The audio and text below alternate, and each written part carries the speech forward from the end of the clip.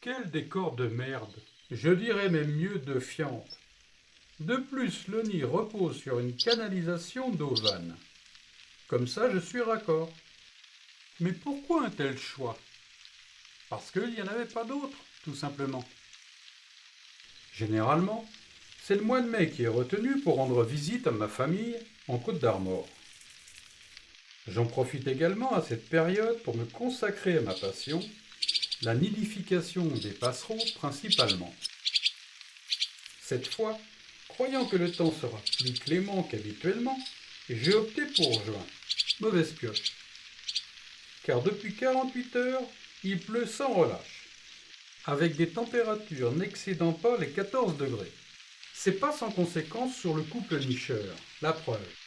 Sous-alimentée, la femelle quémande de la nourriture auprès du mâle.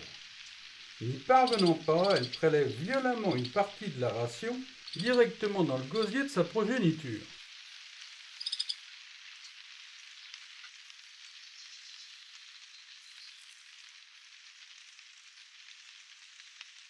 Il y a quelques années, en filmant le jet des chênes, j'avais assisté à la même scène, mais avec moins d'acharnement quand même. Ce n'est pas une mère indigne. Chez les animaux, l'instinct de survie prime. C'est un comportement tout à fait naturel. La notion du sacrifice n'existe pas.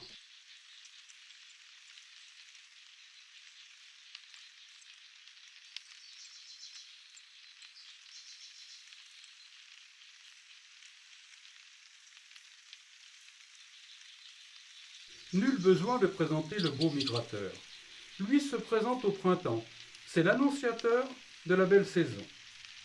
C'est un oiseau sociable qui se nourrit qu'en vol, ou presque. Son alimentation est dépendante de la météo. Pluie et froid réunis, c'est la pénurie d'insectes volants. En découle une période de disette. Visiblement moins pointilleux que moi sur la décoration, il reste fidèle et revient nidifier à cet emplacement chaque année, au dire de ma cousine. De toute façon, vu les conditions extérieures, je n'avais pas d'autre opportunité à mon actif. Ne dit-on pas faute de grive, on mange du merle? Proverbe de chasseur, sans aucun doute, je pense. Pour rester dans le dicton, c'est un beau merle, si je puis dire, et je ne regrette en rien les 12 heures de tournage.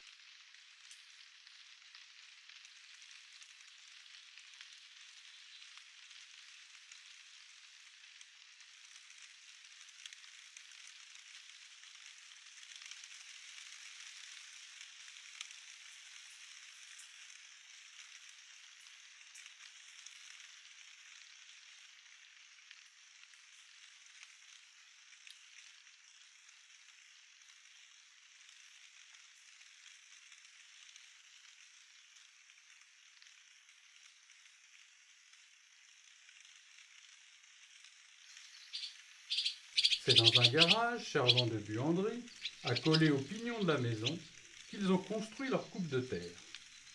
En dépit des salissures occasionnées, le battant de la porte reste ouvert en permanence pour les petits locataires saisonniers. Quasi dans le grenier, elle est dans la pénombre. J'ai donc réutilisé mon système d'éclairage variable, fabriqué pour filmer la chambre des martins pêcheurs. Le plus souvent, c'est un quart de sphère accroché à la paroi très proche du plafond par sécurité. Là, il n'en est rien. Elle est juste posée. J'ai pu ainsi filmer la mère et ses petits sans problème.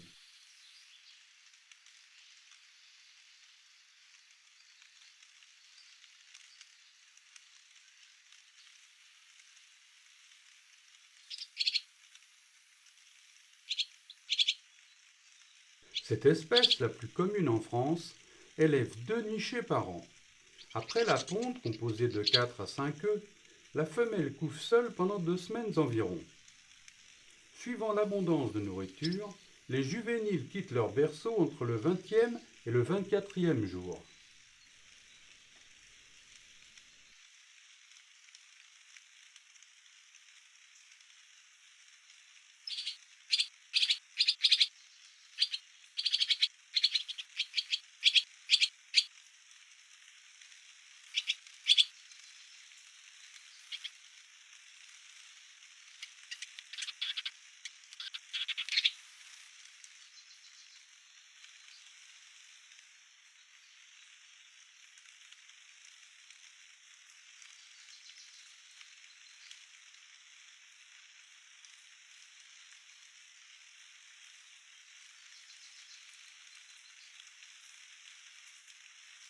À voir l'amoncellement de déjections aux abords du nid, on comprend aisément qu'il a déjà servi l'année précédente.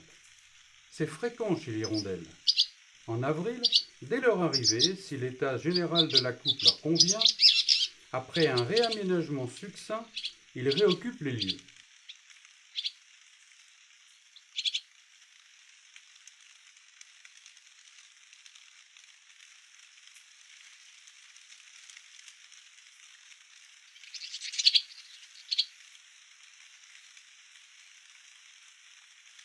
Comme le montrent ces images, la garniture interne est constamment nettoyée et débarrassée de ses hôtes indésirables. Cette espèce, selon l'ornithologue Paul Géroudet, tome 1 sur les passereaux, serait porteuse de 47 parasites différents, confinés qu'à l'oiseau, et heureusement inoffensifs pour l'homme.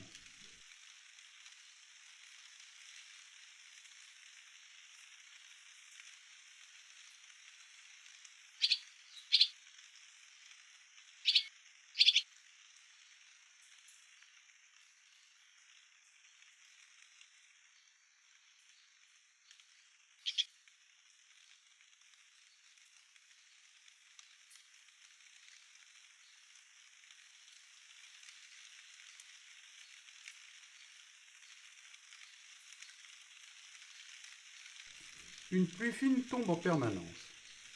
Difficile de trouver une accalmie pour aller prospecter dans les environs. Curieux de connaître l'état de santé des oisillons, je reviens filmer au site.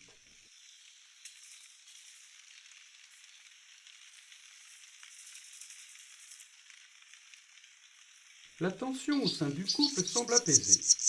Les 5 jeunes sont alimentés tous les quarts d'heure, parfois plus. Leur croissance sera lente avec un tel rationnement. Par temps normal, les rotations sont beaucoup plus fréquentes.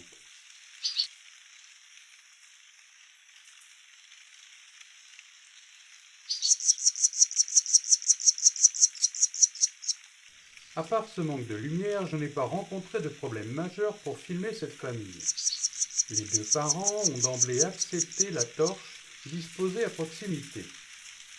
De mon véhicule garé tout près, je pilotais les 2 caméras.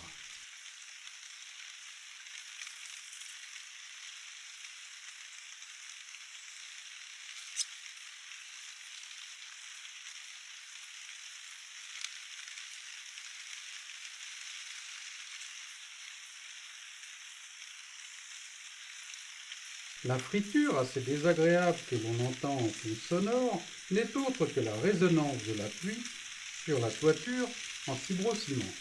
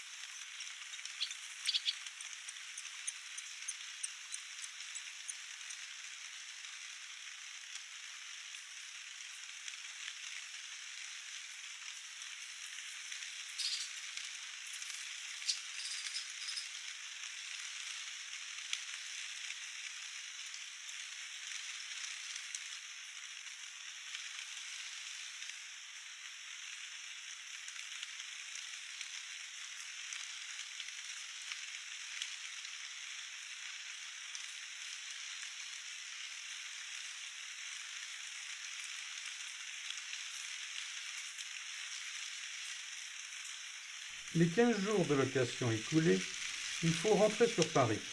Pour une fois, c'est sans regret que je quitte cette belle région de Bretagne. La pluie et le froid ont fini par gâcher mon séjour. Tout juste rentré, le contraste fut brutal. L'été pas encore annoncé, une première vague de chaleur caniculaire inonda le pays.